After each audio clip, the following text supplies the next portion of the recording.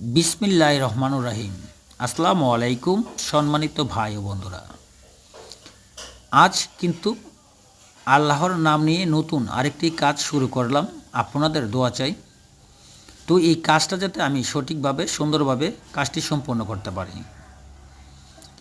আর এখানে যে ইঞ্জিনিয়ার ব্যবহার করা হয়েছে তিনি রাজউক থেকে পারমিশন প্রাপ্ত ইঞ্জিনিয়ার, তিনি এমএসসি ইঞ্জিনিয়ার।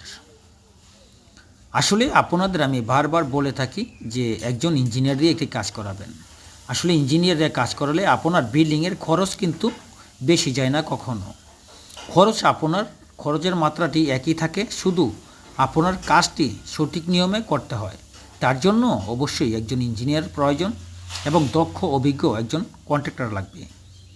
যদি আপনি কাজটি সঠিকভাবে পরিচালনা করতে পারেন তাহলেই কিন্তু আপনি একটি কম খরচে সুন্দর একটি ফাউন্ডেশন তৈরি করতে পারেন। এখানে বেজগুলো যেভাবে করা হয়েছে এই বিল্ডিংয়ের সব কিছুই আপনাদের দেখাবো। সব কিছুই একটু ব্যতিক্রম, অল্প খরচেই খুবই সুন্দরভাবে হেভি হবে এই কাজটি, মজবুত।